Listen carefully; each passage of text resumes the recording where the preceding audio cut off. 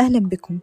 أنا يمنى، وده بودكاست طمأنينة، مساحة أمان وسط كل القلق. كل سنة وانتم طيبين، احنا خلاص داخلين على الشهر الكريم، وأنا حبيت الحلقة تبقى ليها علاقة برمضان. أول ما رمضان بيقرب كتير مننا بيدخل في حالة سباق، قوائم، خطط، ختمات، مقارنات، وإحساس خفي إننا لو ما عملناش كل حاجة يبقى احنا كده مقصرين. بس خليني أقولك من البداية، رمضان مش سباق، رمضان رجوع. كتير مننا بيبدأ رمضان وهو عنده صورة مثالية في دماغه، إنه هيصلي كل الصلوات، هنقوم الليل كله، هختم القرآن أكتر من مرة، هبقى إنسان أقرب إلى ربنا. فجأة مع أول أسبوع وبيبتدي الحماس، بس طبعا فجأة بنحس بتعب وبذنب وبإحباط، مش لأننا مش صادقين، لكن لأننا دخلنا رمضان بعقلية الإنجاز مش عقلية القرب. رمضان مش امتحان ولا تقييم آخر الشهر ولا فيه نجاح ورسوب. رمضان فرصة، نفس جديد. ربنا مش مستني مننا نبهره، ربنا مستنينا نرجع له زي ما احنا، بتعبنا وبضعفنا وباحتياجاتنا. أوقات كتير احنا اللي بنحول العبادة نفسها لمصدر ضغط، بنصلي بس واحنا قلقانين، نقرأ قرآن بس واحنا حاسين بالتقصير، نقوم الليل كله بس واحنا بنقارن نفسنا بغيرنا. لكن العبادة الحقيقية هي اللي بتهدي القلب، مش اللي تكسره.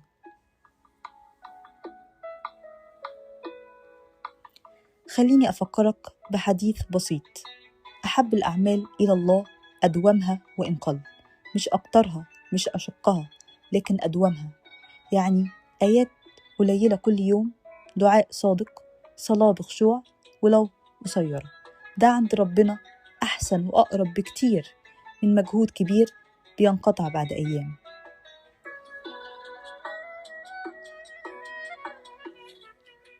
خليني أقولك حلول عملية ممكن تعملها من غير ضغط. أول حاجة لازم نكون واقعيين شوية، ما تكدس اليوم. رمضان مش محتاج جدول مليان، محتاج نقطة ثابتة. اسأل نفسك، إيه عبادة واحدة ممكن أعملها يوميا تحسسني إني قريب من ربنا؟ خليها قصيرة وواضحة وسهلة التكرار. تاني حاجة، اربط العبادة بحاجة في حياتك. العبادة مش لازم تبقى منفصلة عن يومك، دعاء وانتي بتطبخي، ذكر وانت ماشي، نية صادقة قبل أي شغل، آية واحدة قبل النوم. ربنا قريب، مش مستني وقت مثالي. تالت حاجة، بلاش المقارنة.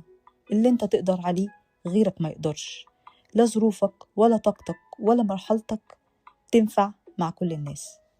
المقارنة بتكسر القلب، والقرب محتاج قلب سليم. رابع حاجة، لما تقع ما تبعدش. لو يوم عدى من غير قرآن، من غير قيام، من غير إحساس، ما تقفلش الباب.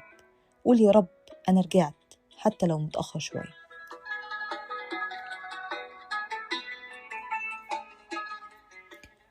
أنا شخصيا كنت زمان بدخل رمضان وأفضل أضغط نفسي قوي، وأطلع في آخره حاسة إني ما عملتش اللي كنت عايزاه، لحد ما فهمت إن ربنا مش عايزني أسابق نفسي.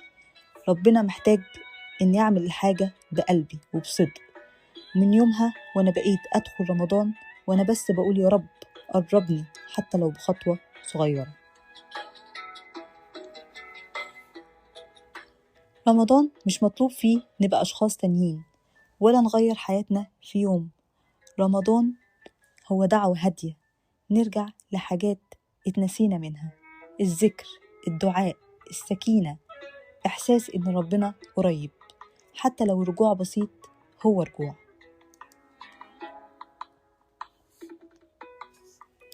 قبل ما تنام كل يوم في رمضان اسأل نفسك سؤال واحد بس: إيه أكتر لحظة حسيت فيها إن ربنا قريب ليك النهاردة؟ مش عبادة، مش إنجاز، إحساس. افتكره واكتبه.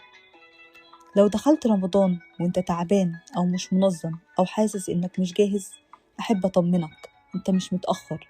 رمضان مش بيقفل بابه، رمضان موجود.